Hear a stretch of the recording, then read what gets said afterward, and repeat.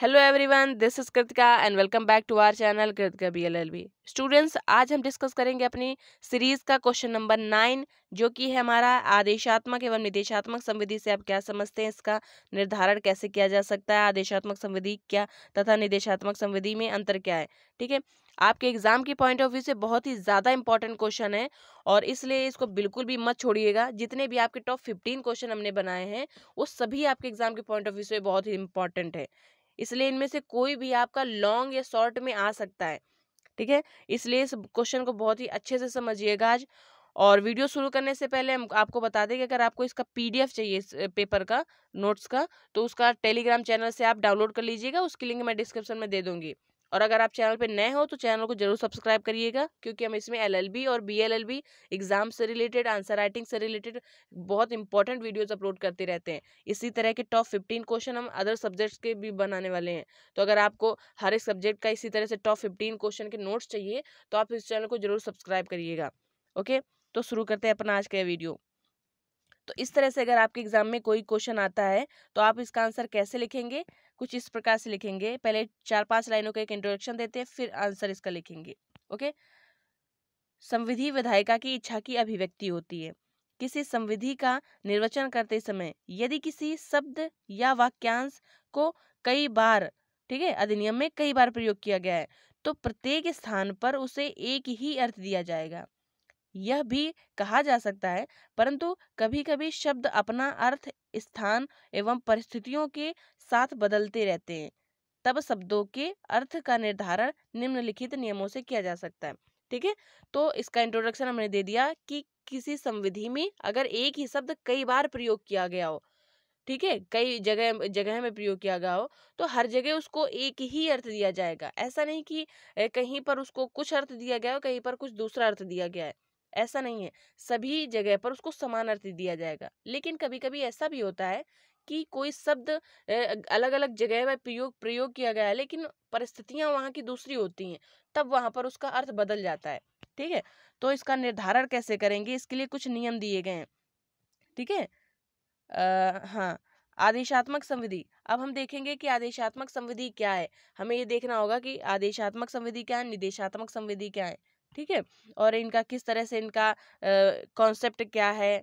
ठीक है, तो आदेशात्मक संविधि से तात्पर्य ऐसी संविधि से है जिसके प्रावधानों का पालन करना अनिवार्य होता है। ठीक है, और उसमें कोई विवेकीय शक्ति अंतर्निहित नहीं होती है, अतः ऐसी संविधियों का पालन न करने पर कोई दंड का प्रावधान होता है और उस संविधि को आदेशात्मक संविधि कहा जाता है। मीन्स जो हमारी आदेशात्मक संविधि होती है तो इसका पालन करना अनिवार्य होता है। इसका ये जो संविधि होती है इसका अक्षरशः पालन क्या करना अनिवार्य होता है, और यदि कोई व्यक्ति इन संविधि का पालन नहीं करता है, इस संविधि के प्रावधानों का पालन नहीं करता है, तो उसे दंड का प्रावधान होता है। अंडरस्टैंड, इसमें कोई विवेकीय शक्ति नहीं होती है। जो भी आदेशात्मक संविधि है तो उसमें किसी को विवेकीय शक्ति नहीं दी जा सकती है कि तुम्हें जो मन हो तुम कर सकते हो अपने हिसाब से। इसमें ऐसा नहीं है। इसमें अगर कोई चीज को बताया गया है आदेशात्मक संविधि में कि तुम्हें इस कार्य को इस तरह से करना है या करेंगे, तो बिल्कुल वैसे ही उसको करना पड़ेगा। कोई अपने तरफ से वो कोई दूसरे तरीके से नहीं कर सकता है। अगर उस संविधि का पालन नहीं करता है तो फिर उसे दंड का प्रावधान है, उसे दंडित किया जाएगा। इस पर एक केस है, हम केस देखेंगे, केस से हम और अच्छे से समझ जाएंगे। एक केस है हमारा स्वप्न कुमार वर्सेस सुभाष चंद्र।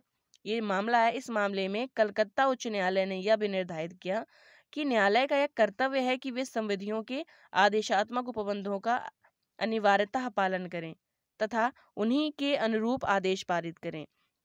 यदि आदेशात्मक उपबंधों के प्रतिकूल कोई आदेश पारित किया जाता है तो वह अधिनियम जो है वो आदेश अविधिमान्य एवं आरंभता शून्य होगा। इस मामले में यह कहा गया कि ये स्वप्न कुमार वर्सेस सुभाष चंद्र के मामले में कहा गया कि अगर कोई भी संविधि जो कि आदेशात्मक संविधि के उपबंध हैं तो उनका पालन करना अनिवार्य है और उसी तरह से आदेश पारित करना अनिवार्य है। यदि कोई आदेशात्मक संविधि के उपबंधों का पालन नहीं करता है या उन उपबंधों के अनुरूप आदेश पारित नहीं करता है तो वो अविधि मान्य होगा आदेश। ठीक है, नेक्स्ट हमारा है निदेशात्मक संविधि। तो निदेशात्मक संविधि क्या है, ये जस्ट उसका अपोजिट होता है।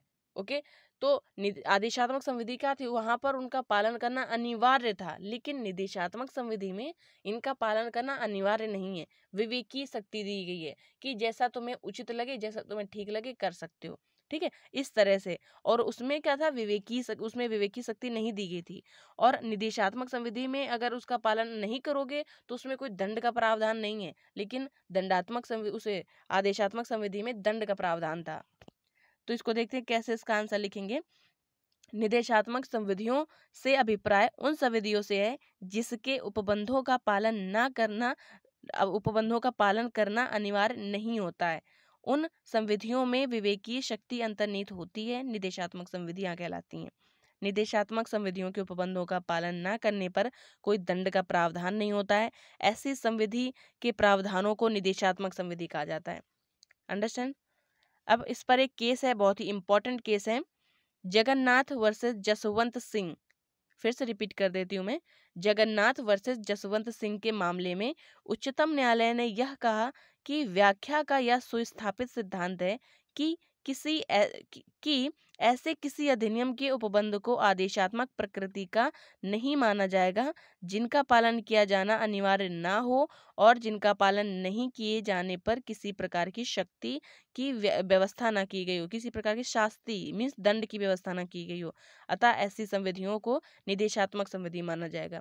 इन्होंने कहा है कि अगर किसी संविधि में दंड की व्यवस्था नहीं है, यानी किसी संविधि के उपबंधों का पालन करना अनिवार्य नहीं है, तो उसे आदेशात्मक नहीं माना जाएगा बल्कि उसे निदेशात्मक संविधि माना जाएगा। निर्धारण की कसौटी। अब हमें कैसे मालूम पड़ेगा कि ये आदेशात्मक संविधि है कि निदेशात्मक संविधि है, तो इसका निर्धारण कैसे किया जा सकता है, ठीक है। तो संविधि के उपबंधों को यह निर्धारित करने की कसौटी, यह निर्धारण करने की कसौटी कि वह आज्ञापक है यानी आदेशात्मक है या निदेशात्मक अधिनियम है, के अधिनियम के उद्देश्य, आशय तथा विस्तार की सीमा से लगाया जा सकता है। यह क्या कि कोई संविधि आदेशात्मक है या निदेशात्मक है, इसका मालूम हमें उसकी उद्देश्य और आशय विस्तार की सीमा से लगाया जा सकता है। अब नेक्स्ट है हमारा लॉर्ड कैंपबेल। इस पर एक डेफिनेशन देते हैं। लॉर्ड कैंपबेल कहते हैं कि किसी संविधि के आज्ञात्मक यानी वही आदेशात्मक स्वरूप को निदेशात्मक या आदेशात्मक रूप में निर्वचित करने के लिए कोई सार्वभौमिक नियम प्रतिपादित नहीं किया जा सकता है। इसलिए न्यायालय का यह कर्तव्य है कि वह पूरी संविधि को ध्यानपूर्वक विचार करके विधायिका के आशय के अनुरूप उसका क्या कि निरूपित करे। यानी इन्होंने लॉर्ड कैंपबेल ने कहा है कि किसी भी कोई संविधि आदेशात्मक है कि निदेशात्मक है, इसके निर्धारण के लिए कोई निश्चित एक नियम नहीं बनाया जा सकता है, ना ही कोई इसके लिए कोई नियम है। इसलिए न्यायाधीश का यह कर्तव्य है कि उस संविधि को पूरी संविधि को ध्यान से पढ़े, उसके उद्देश्य को ध्यान से देखे, विधायिका का आशय क्या है और उस संविधि का उद्देश्य क्या है, और तब उस संविधि का निर्वचन करें। कोई संविधि आदेशात्मक प्रकृति की है या निदेशात्मक प्रकृति की है या निश्चित करने के लिए कोई नियम अथवा सिद्धांत निर्धारित नहीं है, परंतु यह दो बातों पर निर्भर करता है, संविधि में प्रयुक्त की गई भाषा और विधायिका का आशय। वैसे तो इसके लिए कोई नियम नहीं है कि कोई संविधि आदेशात्मक है या निदेशात्मक है, लेकिन फिर भी दो बातें हैं जिन पर विचार करके जिन पर विचार करके जिनसे हमें मालूम पड़ सकता है कि संविधि का स्वरूप कैसा है। पहली बात, उसमें पहला पॉइंट है संविधि में प्रयुक्त की गई भाषा, यानी संविधि में जो भाषा प्रयोग की गई है, हम उस भाषा को देख करके यह बता सकते हैं कि वह संविधि आदेशात्मक है या निदेशात्मक है। दूसरा है विधायिका का आशय। विधायिका का आशय क्या है, विधायिका के आशय के अनुसार भी हम बता सकते हैं कि संविधि का स्वरूप कैसा है। संविधि में प्रयुक्त कुछ शब्द उसकी प्रकृति का निर्धारण करते हैं। जैसे फर्स्ट है हमारा कर सकते हैं मीन्स में, सेकंड है हमारा करेगा यानी सेल, थर्ड है हमारा अवश्य करना चाहिए यानी मस्ट, और फोर है जैसा वह उचित समझे एज ही डीम्स फिट। इसमें सीम्स लिख गया बेटा, आप डीम्स फिट कर लेना, ओके, जैसा वह उचित समझे। इस पर एक केस है बाबूराम वर्सेस उत्तर प्रदेश राज्य के मामले में न्यायालय ने यह भी निर्धारित किया कि विधायिका के द्वारा उपबंध को अनिवार्य बनाने के लिए मस्ट अवश्य यानी मस्ट मीन्स अवश्य या सेल करेगा का प्रयोग किया जाता है तो वह आदेशात्मक उपबंध होता है। मीन्स ये दो वर्ड इंग्लिश में, इनको इंग्लिश में अगर है संविधि तो उसमें मस्ट या शैल लिखा होगा, और हिंदी में अगर तो अवश्य या करेगा। ये दो शब्द अगर लिखे होंगे तो इससे हमें मालूम चल सकता है कि संविधि आदेशात्मक है। और जैसे कि फॉर एग्जाम्पल किसी को ये कोई सपोज कोई संविधि है, उसमें कोई प्रावधान है कि तुम्हें ये कार्य करना है, यानी अवश्य करना है, अवश्य वर्ड आ जाता है तो वहां पर एक बाध्यता आ जाती है, अनिवार्यता आ जाती है कि नहीं तुम्हें करना ही है, ये काम करेगा। ठीक है, करेगा ये वर्ड है, इससे क्या है कि ये बाध्यता का भाव पता चलता है।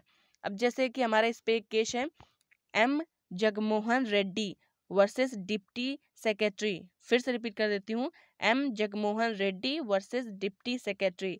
इस वाद में क्या इन्होंने कहा कि जब संविधि में मे यानी कर सकते हैं, एज ही डीम्स फिट जैसा वह उचित समझे का प्रयोग किया गया हो तो वह निदेशात्मक संविधि होगा। ठीक है, अगर किसी संविधि में लिखा है कि वो कर सकते हैं, मतलब करेंगे नहीं, कर सकते हैं यानी संभावना है, तो उसमें कर भी सकते हैं और नहीं भी कर सकते हैं, तो यहाँ पर हमारा आदेशात्मक नहीं होगा। ठीक है, मैंडेटरी नहीं है यहाँ पे करना, तो ये यहाँ पर क्या होगा, हमारा निर्देशात्मक होगा। ठीक है, और जैसे कि वह जैसा वह उचित समझे, यानी इसमें भी विवेकी शक्ति दी गई है, जैसा वह उचित समझे। ठीक है, वो जैसा ठीक समझे तो वो उनके विवेक पर डिपेंड करता है। तो यहाँ पर भी आदेशात्मक नहीं है, यहाँ पर भी निदेशात्मक माना जाएगा। तो ये जो शब्द दिए गए हैं अगर किसी संविधि में प्रयोग किए जाते हैं तो हमें पता चल सकता है कि वह संविधि आदेशात्मक है या निदेशात्मक है। कुछ अन्य सिद्धांत भी हैं, जैसे कि हमें पता चल सकता है कि संविधि आदेशात्मक है या निर्देशात्मक है, जिसमें हमारा फर्स्ट है नकारात्मक अर्थ निर्धारण। यानी कभी कभी किसी संविधि में भाषा नकारात्मक होती है तो ऐसे उपबंधों का निर्वचन आदेशात्मक ही होता है।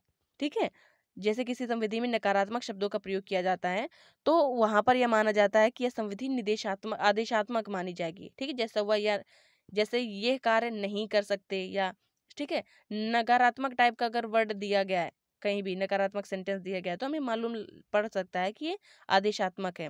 नेक्स्ट हमारा लोक कर्तव्य का अर्थ निर्धारण। यानी जब कोई कर्तव्य संविधि के द्वारा निर्धारित किया जाता है तो वह आदेशात्मक स्वरूप का होता है। ठीक है, यानी अगर लोक कर्तव्य के लिए कोई काम निर्धारित किया गया है तो वहां पर आदेशात्मक ही माना जाएगा। कभी कभी इसे निदेशात्मक भी मान लिया जाता है, लेकिन ज्यादातर इसे आदेशात्मक ही माना जाना चाहिए। ठीक है, तो थर्ड पॉइंट हमारा है परामर्श की अनिवार्यता का अर्थान्वयन। जब जब किसी लोक कर्तव्य में परामर्श लेने का उल्लेख किया जाता है तो भले ही परामर्श लेना अज्ञापक हो लेकिन उसका निर्वचन निदेशात्मक होता है। ठीक है, लेकिन अब परामर्श लेने की अनिवार्यता पर बल देते हुए भारतीय उच्चतम न्यायालय ने उसे आज्ञात्मक स्वरूप का कहा है। यानी वैसे तो परामर्श लेना आज्ञापक है, लेकिन कभी कभी इसे निर्देशात्मक भी माना जाता है, लेकिन उच्चतम न्यायालय ने इस पर बल देते हुए कहा है कि नहीं, अगर लोक कर्तव्य के संदर्भ में परामर्श लेना अनिवार्य है तो वो तुम्हारा आदेशात्मक ही होगा उपबंध। ठीक है, और फोर्थ पॉइंट है हमारा संविदा एवं आंतरण जैसी संविधियों का निर्वचन। जो हमारी संविदा एवं आंतरण जैसी जो संविधियां हैं ये क्या करती हैं, यह वचनदाता और वचन ग्राह्यता के बीच कुछ अधिकार और कर्तव्यों का निर्माण करती हैं। ठीक है, तो इस प्रकार की संविधियां क्या होंगी, आदेशात्मक संविधि होगी। जैसे हमारी कंपनी विधि, इसको भी आदेशात्मक संविधि ही माना जाता है। अब नेक्स्ट है हमारा विवेकीय प्रयोजन खंड का निर्वचन। यानी न्यायाधिकरण, जो हमारे न्यायाधिकरण न्यायालय होते हैं, इनको यह शक्ति प्रदान की जाती है कि जैसा वह उचित समझे, परंतु इसका तात्पर्य यह नहीं है कि वो मनमाना आदेश पारित करें। ठीक है, तो यहाँ पर क्या है कि यह शब्द कोई विवेकीय अधिकार प्रदान करता है जिसे कि संविधि के बाहर जाकर आदेश किए जा सकते हैं। ठीक है, मीन्स अगर उन न्यायाधिकरण को यह कहा गया है, उनको यह अधिकार दिया गया है, शक्ति दी गई है कि वो जैसा उचित समझे निर्णय दे सकते हैं, तो इसका मतलब यह नहीं कि वो मनमाना निर्णय दें। ठीक है, तो अतः यह इनका माना जाएगा, निदेशात्मक संविधि माना जाएगा। ठीक है, अब इसमें देखते हैं हम आदेशात्मक एवं निदेशात्मक संविधि में अंतर। आदेशात्मक और निदेशात्मक संविधि में अंतर क्या है, ये एग्जाम में बहुत पूछा जाता है आपके, कभी कभी शॉर्ट क्वेश्चन में भी आ जाता है कि आदेशात्मक एवं निदेशात्मक संविधि में अंतर बताइए। ठीक है, तो ये आपके एग्जाम के पॉइंट ऑफ व्यू से इंपॉर्टेंट है, इसको ध्यान से समझिएगा और बहुत अच्छे से आपको समझ में आ जाएगा। और मैं उम्मीद करती हूँ कि आपको समझ में आ भी रहा होगा, क्योंकि बहुत अच्छे से हम समझा रहे हैं आपको। अब एक केस है हमारा हरि विष्णु कामथ वर्सेस अहमद इशाक।